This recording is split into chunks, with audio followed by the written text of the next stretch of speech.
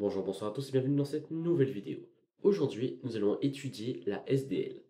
Qu'est-ce que la SDL? La SDL, c'est une librairie qui va nous servir, donc une librairie graphique, qui va nous servir à afficher des images sur pour notre jeu, donc à créer une fenêtre, à gérer tout ce qui est affichage, et aussi tout ce qui est, on pourra utiliser aussi de l'audio, donc c'est pas sûr qu'on l'utilisera, mais on pourra l'utiliser aussi. On pourra aussi utiliser grâce à cette librairie un système de timer, donc qui nous servira à compter un nombre de secondes, ce qui sera très pratique pour cadencer le nombre de frames par seconde. Donc ça on le verra plus tard. Et voilà, c'est à peu près tout. Donc grâce à cette librairie, nous allons pouvoir créer notre jeu parce que sans elle, afficher quelque chose à l'écran, ça va être assez compliqué. Donc on va commencer, on va sur le site de la SDL. Donc pour cela, vous marquez SDL Librairie, vous tomberez directement sur leur site. Vous allez dessus, dans Download, vous allez prendre la 1.2. Alors, moi je ne prends pas la dernière, la 2.0. Pourquoi? Juste parce que je me suis habitué à la 1.2 et je trouve qu'elle est assez libre pour nous laisser le plaisir de programmer sans trop nous mâcher le travail. Donc peut-être que la SDL 2.0 elle est comme ça. Je sais pas, j'ai pas trop regardé. Et surtout, je suis habitué à la 1.20, donc à 1.2. Donc j'ai jamais voulu vraiment changer vu que je me sens bien avec la 1.2. En tout cas, vous téléchargez cette version-ci si vous êtes sur Visual C++, ou celle-ci si vous êtes par exemple sur CodeBlocks, vous la téléchargez, vous aurez un fichier zip que vous allez, hop là, vous allez ouvrir et vous aurez un fichier comme ça. Donc, on va déjà le décompresser et le mettre sur le bureau. Voilà.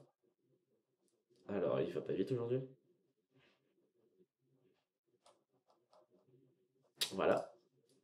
Et ensuite, on va devoir créer donc un nouveau projet. Un projet vide qu'on va appeler SDL Test. On a créé notre nouveau projet. On va créer un nouvel élément, donc un main.cpp comme toujours, pour pouvoir faire deux, trois petites choses à l'écran. Bon, on va laisser comme ça, c'est pas grave. Alors, on va réouvrir notre fichier et je vais vous expliquer maintenant comment marche une librairie. Alors, une librairie, c'est juste du code qui a été codé par une entreprise, par une personne elle-même, ça on s'en fiche, qui peut être réutilisé pour faire une tâche spécifique. Par exemple, ici, on va l'utiliser pour pouvoir créer nos fenêtres et afficher quelque chose à l'écran. Donc pour cela, on a le droit à plusieurs fichiers. Donc tout d'abord, nous avons le droit à la documentation, qui va nous servir à nous repérer et à apprendre les différentes fonctions et les différentes fonctionnalités de cette librairie pour qu'on puisse l'utiliser au mieux. Donc il y a des exemples, les prototypes des fonctions et tout. Donc c'est assez complet, je trouve, et pas trop dur à comprendre. Donc franchement, si vous avez un doute, allez dessus. Elle est pas mal, cette librairie, cette documentation. Ensuite, nous avons deux types de fichiers. Les include, donc les fichiers .h de notre librairie, donc ça veut dire toutes les fonctions, tous les prototypes des fonctions qui sont dans ces fichiers.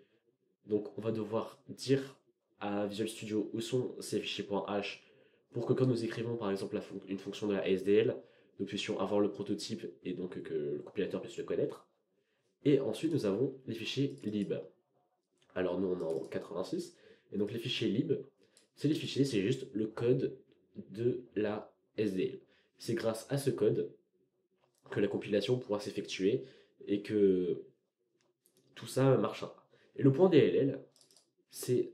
Non, non, faut mieux pas l'ouvrir, parce que c'est un gros fichier. Là. C'est le fichier dans lequel l'exécutable lui-même utilisera... en fait, à l'intérieur, il y aura tout le code, il y aura tout. Et grâce à ce fichier DLL, notre exécutable arrivera à utiliser les différentes fonctions de la SDL. Donc c'est un peu simplifié, mais c'est ça. En gros, vous savez que le point DLL, vous devez le mettre à côté de votre exécutable pour qu'il puisse utiliser toutes les fonctionnalités de la SDL. Et les points libres, ce sera juste pour notre IDE, donc Visual Studio. Alors, on va commencer. On va dans Visual Studio. On a notre main cpp.cpp. Peut-être le renommer. Hop là. Donc, voilà. Main.cpp. On va ici dans SDL test. On va aller dans propriétés. Et on va tout d'abord dans C++. et autres répertoires include. Donc ça veut dire les autres include dont nous aurons besoin. Ici, on fait modifier, on en ajoute un, et donc moi je l'ai mis sur mon bureau, et c'est SDL 1.2.15 include, et on sélectionne le fichier. Maintenant, notre IDE connaît les différentes fonctions dont nous aurons besoin. Ensuite, on va dans éditeur de liens, et donc dans général, et on va aller dans répertoire de bibliothèques supplémentaires. Répertoire de bibliothèques supplémentaires, ça veut juste dire le fichier où se trouvent nos points lib, donc le code dont nous aurons besoin. On retourne dans notre bureau, SDL 1.2.5, dans notre lib x86. On fait sélectionner. Voilà. Ensuite, on va dans Entrée, et ici, on va devoir dire à notre IDE quel fichier nous voulons utiliser .lib. Parce qu'on lui a donné l'endroit où il se trouve, mais il faut dire lesquels nous voulons utiliser. Alors, on retourne ici, on va dans lib 86, et vous voyez, c'est le sdl.lib et sdl-main.lib dont nous devons utiliser. Donc, on retourne ici, on marque sdl.lib, un point virgule pour séparer les différentes librairies, comme dans notre code en général, et sdl main.lib. Et voilà, maintenant notre IDE connaît la SDL, il sait quel fichier il doit utiliser, et enfin, il faut juste lui dire, ici, dans Système, dans ce système, qu'on est Windows. Voilà, appliqué, et normalement, nous ne devrions plus avoir de problème. Ce que nous pouvons faire, c'est faire un include, hop là, include, et ce qu'on va inclure, c'est le sdl.h. Et donc maintenant, nous avons le code de la SDL, et nous pouvons l'utiliser sans souci. Alors, on va commencer par créer notre fonction mail, comme d'habitude. Donc int mail. Voilà. Et là, vous voyez qu'il y a quelque chose de bizarre. Quand je mets ma souris sur le main, il me met un define main SDL mail. Qu'est-ce que ça veut dire? Si vous vous rappelez bien du define, ça veut dire que notre fonction main, en fait, n'est plus la fonction main que nous utilisons normalement, mais en fait, on pourrait écrire ici SDL, SDL main. Voilà. Sauf que s'ils ont fait un define, c'est pas pour rien. Donc on met le main, et ça veut dire qu'en fait, notre fonction main sera juste un peu modifiée. Et donc, il faudra utiliser des arguments supplémentaires. Donc un int, on appelle surtout RGV, je sais plus, mais dans tous les cas le nom n'importe peu, et un caractère ARGC, un tableau. Donc ça c'est des... qu'est-ce qui me fait RGV. Hop là. Ça c'est des paramètres qui servent dans le débugage, donc qui n'ont pas bon intérêt ici. On fait un return 0. Et maintenant, on va tester. Si une erreur. Alors, pour l'instant, il n'y a pas l'air d'avoir d'erreur, sauf une qui nous dit impossible de démarrer le programme car il manque sdl.dll sur votre ordinateur. Alors là, ce qu'il faut faire, c'est aller dans notre projet qu'on a appelé SDL test, voir sur le debug et ici lui mettre notre DLL. Alors voilà, qu'est-ce que je fais? Et là, on lui met le DLL. Et si on réessaye, vous allez voir normalement, il n'y a plus de souci, ça s'est exécuté et ça s'est arrêté. Voilà. Alors maintenant, on est prêt à commencer vraiment la création, l'utilisation de la SDL. Tout d'abord, il faut savoir que pour utiliser la SDL, il faut d'abord l'initialiser. Donc on va appeler une fonction qui s'appelle SDL /init et on va lui envoyer un argument qui est en fait ce qu'on appelle un flag, qui est juste un nombre qui est créé par la SDL et qui lui permet de savoir quel paramètre vous voulez utiliser.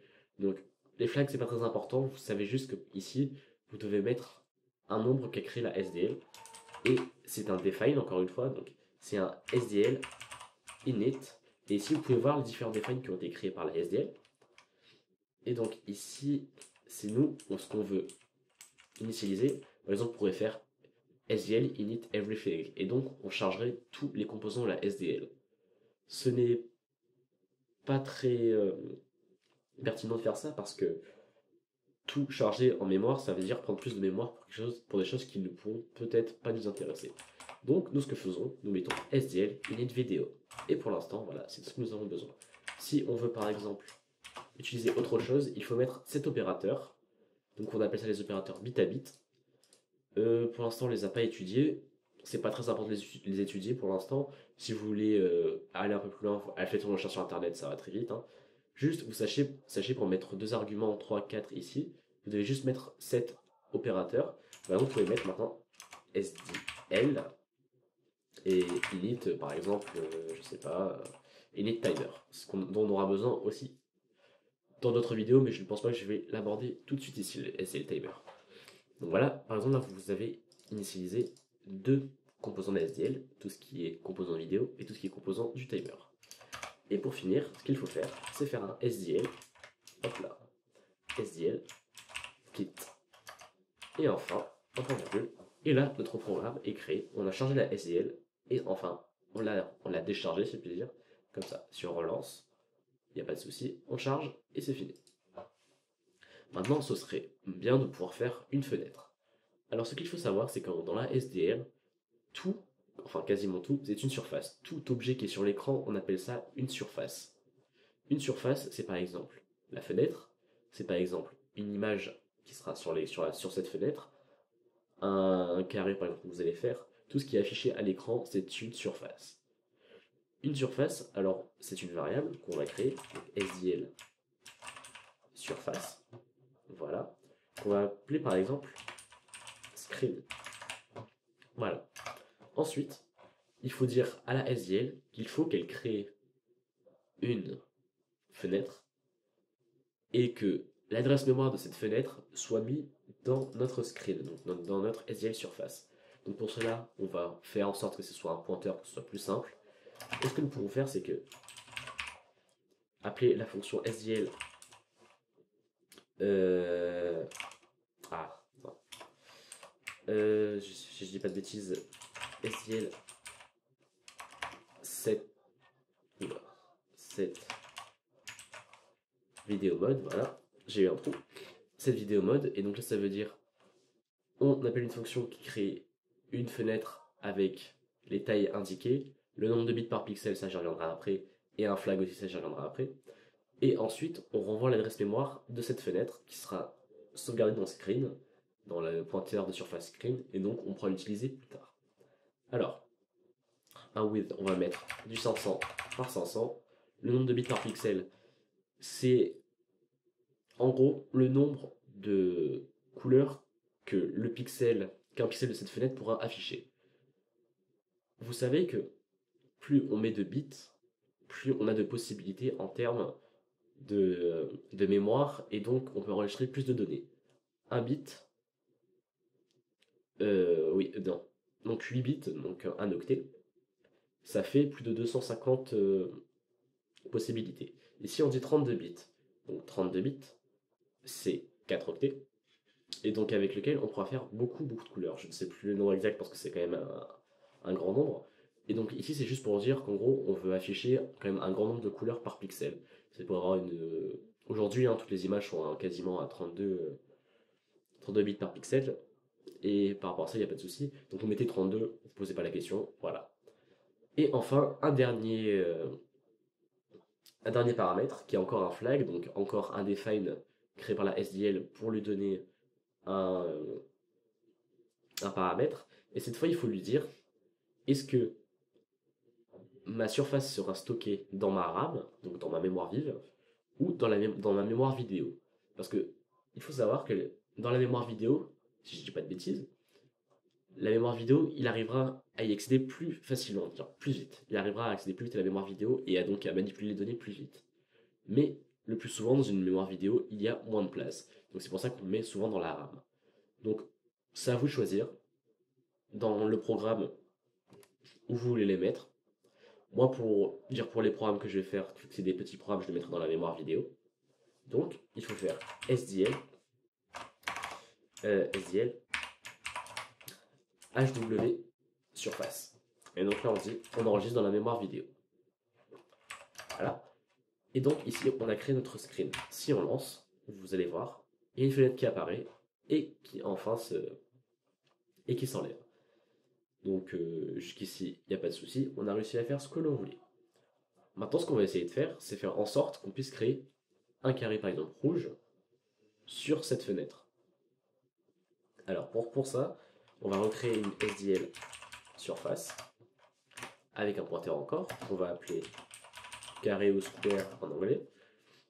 On va faire un SDL cette fois, appelé la fonction SDL, qui est SDL create RGB surface. Donc on va créer une surface de couleur. Encore avec le même flag SDL HW surface, pour savoir où on stocke la mémoire de tout ça. On va faire quelque chose de 100 sur 100. Def, c'est encore le nombre de bits par pixel, donc 32. Et ici, c'est des arguments qui ne nous intéressent pas. C'est des masques, donc c'est par rapport à la couleur et à l'affichage, donc ça, y a pas, ça on s'en fiche, nous on veut juste un autre carré rouge. Donc voilà, on a créé notre carré. Mais pour l'instant, c'est juste une surface qui est sans rien. Donc quand je dis sans rien, ça veut dire qui est vide. Mais même si on essaie de l'afficher à l'écran, il n'y aura rien qui sera affiché. Donc pour cela, il faut juste dire, il faut juste en fait appeler la fonction SDL fillRect, donc dans laquelle il faut lui envoyer une surface. Alors, une surface qui est donc carré.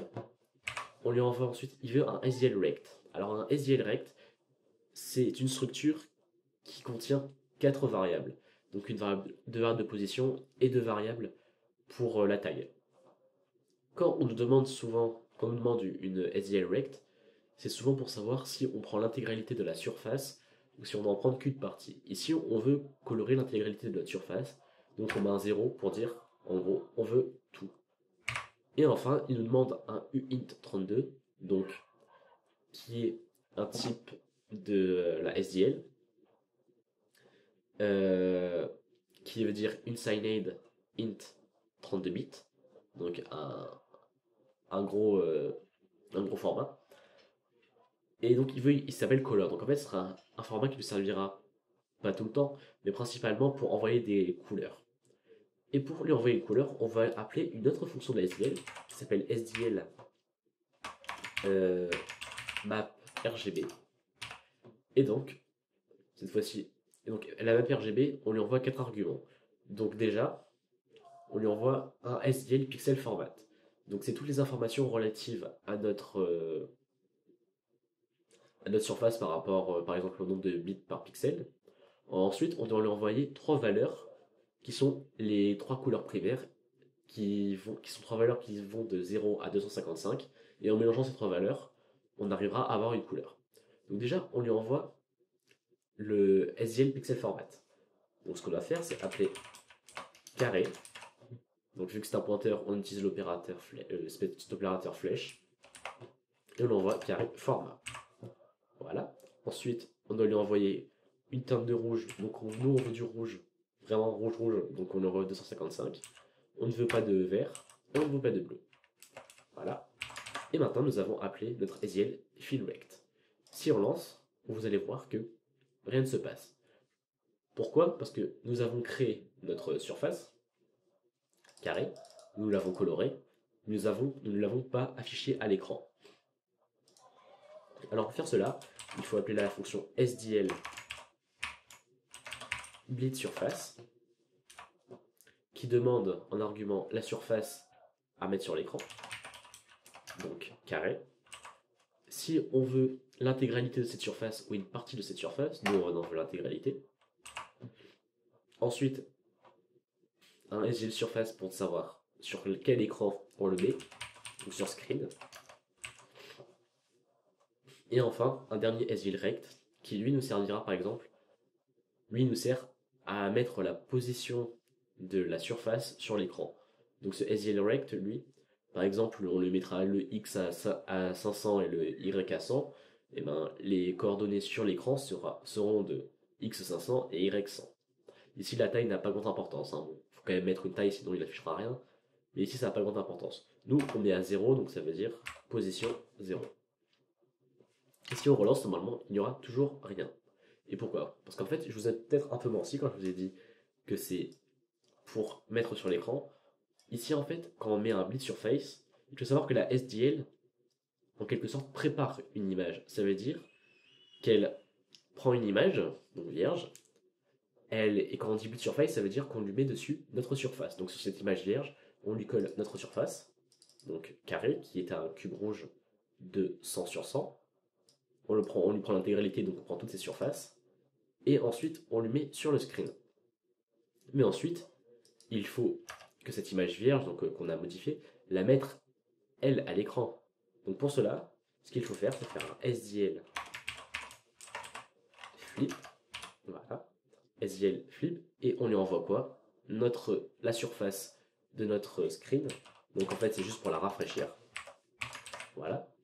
Et donc SDL flip screen. Et donc normalement, si on lance, vous voyez, même si ça a été très rapide, nous avons vu qu'il y avait notre carré rouge de 100 sur 100. Donc jusque-là, il n'y a pas de souci. Mais quand même, il y a un truc qui est problématique, c'est que c'est sympa quand même d'avoir notre fenêtre qui s'ouvre et qui se referme. Nous, on aimerait bien qu'elle reste là en fait pendant la totalité du jeu, parce que là, c'est un peu rapide pour jouer. Donc ce que nous allons faire, c'est mettre ces deux fonctions dans une boucle while, qui, alors d'abord, là, qui s'exécutera tant qu'une variable boolean sera vraie. Donc on va créer une variable bool play qui est égale à true. Et on va mettre tant que play est vrai, on va afficher à l'écran notre SDL bleed surface et notre SDL flip. Donc ça veut dire on rafraîchit l'écran. Ici, on prépare l'image donc en mettant notre carré, et ici on rafraîchit notre écran. Donc en affichant ce que nous avons préparé avec notre carré. Et si on teste, nous avons bien ici notre carré rouge. Mais ici, vous voyez, il y a un souci. Nous ne pouvons rien faire sur notre fenêtre, nous ne pouvons pas la bouger, rien du tout. Donc nous allons fermer ici. Et d'abord, ce que j'aimerais bien faire pour vous montrer que l'écran est bien une surface comme une autre, nous allons faire hop là. Ici SDL fill rect. On va mettre quoi? On va mettre ici screen. On va lui demander l'intégralité de screen. SDL map RGB. On lui envoie screen.format. Ensuite, on lui demande de mettre du blanc. On va mettre un fond blanc parce que c'est plus beau un fond blanc. Donc, le blanc, c'est quoi? Le blanc, c'est l'ajout des trois couleurs primaires. Donc, on met la valeur maximale pour les trois variables. Donc, 255 de rouge, 255 de bleu et 255 de vert. Et si on reteste, normalement, voilà, nous avons un fond blanc. Donc, ça marche toujours pas. Pourquoi ça ne marche toujours pas? Parce que, même si nous avons créé notre fenêtre, nous n'avons pas créé les types d'événements qui feront que nous puissions bouger cette fenêtre, par exemple. Ce que nous allons faire donc, c'est créer une nouvelle variable qui va s'appeler SDL event, qu'on va appeler événement. Voilà. Et ensuite, ici, nous allons faire une deuxième boucle, une boucle dans une boucle, qui sera une while encore, et on dit tant que la fonction SDL pour l'event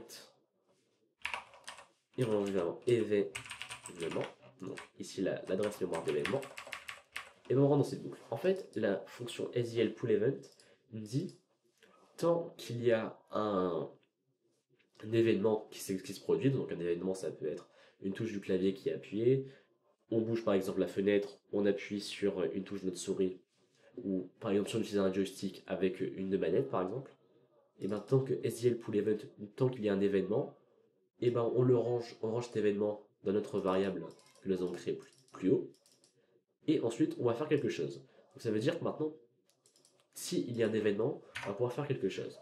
C'est-à-dire par exemple, si événement point Qu'est-ce qu'on va dire? Qu'est-ce qu'on va dire? Button.type est égal SDL kit. Et cette fois, le SDL kit, c'est pas le même SDL kit que la fonction. C'est un SDL kit qui est encore une fois. Cette fois, c'est pas un define, c'est une énumération, mais c'est un peu la même chose. En fait, c'est juste pour dire que SDL kit c'est égal à 12. Et donc, une énumération, c'est juste créer une liste d'arguments qui auront un nom. Par exemple, j'ai créé une enum. C'est comme ça une enum, voilà. Une enum avec salut et au revoir avec un slash. Et là-dedans, salut égale à 0 et au revoir est égal à 1 par exemple. Je crois qu'on peut faire aussi. Voilà. Donc salut égale à 10 et au revoir est égal à 11. Vous voyez? Donc ici, c'est le même principe pour notre SDL kit. Dans le SDL event, il y a une énumération qui dit que SDL kit est égal à 12. C'est juste pour donner un nom sur un nombre pour que ce soit utilisable par quelqu'un sans que ce soit trop galère à être utilisé et à aller regarder dans une table quoi correspond à quoi. Et là, on va dire à ce moment-là, play est égal à false. Voilà. Maintenant, si on relance, vous voyez déjà que notre fenêtre peut bouger et que si on appuie sur la croix, c'est fini. Tout s'arrête. Alors pourquoi déjà notre fenêtre peut bouger? Parce que déjà nous avons fait en sorte d'avoir un événement et donc si les événements sont créés, la SL peut elle gérer toute seule le fait que quand on appuie ici, qu'on puisse bouger notre fenêtre. Ensuite, on peut comment dire, je sais plus comment on dit, donc voilà. Vous pouvez miniaturiser, voilà, si vous voulez, je sais plus comment on dit, la fenêtre grâce à la SL. Et ensuite, l'utilisation du point kit, qui nous quand on appuie. Voilà, quand on appuie ici, on dit que play est égal à false, donc on sort d'ici. Et donc SL kit. Voilà. Ensuite, nous avons d'autres événements. Alors, par exemple, c'est ici événement point key point key symbole est égal à SDL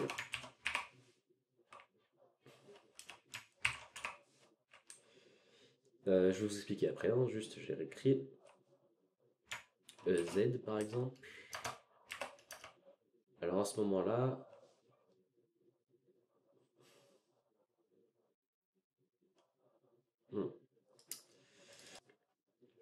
donc après vérification dans la librairie, dans la documentation, donc vous pouvez voir ici par exemple tous les symboles. Je m'étais juste trompé dans. Ici donc là j'ai tout enlevé. Si je fais si événement point, donc on va dans événement, on va déjà dans les touches. Si la touche, si une touche ayant un symbole, donc il faut aller dans key symbole point le symbole, donc c'est un peu loin à écrire, mais si on fait si tout ça est égal à SDL K par exemple Z, alors à ce moment-là, par exemple, ce que nous allons faire, nous allons d'abord créer un SDL rect. Donc SDL rect qui sera position carré. Position carré point x est égal à 0 par exemple au début. On va copier ça. Voilà, 4. On va dire point y égale à 0. Point w c'est égal a carré point w et point h, donc h qui étant la taille en y carré h. Voilà. Donc je vous écris ça comme ça parce que je l'écrirai comme ça aussi par la suite. Donc pour vous habituer un peu à la façon d'écrire. Et enfin, ici, on envoie position carré et on lui donne l'adresse mémoire parce que la SDL travaille souvent avec les adresses mémoire. Et ce que nous allons faire quand on appuie sur Z, c'est faire que position carré point Y moins moins. Donc ça veut dire on enlève, vu que c'est vers le haut, donc on enlève un pixel, donc il va monter. Peut-être que nous allons mettre déjà le Y à 100. Voilà. Si on fait F5, si j'appuie sur Z, non, ça ne marche pas. Peut-être si je fais... On va peut-être en le faire quelque chose de plus radical.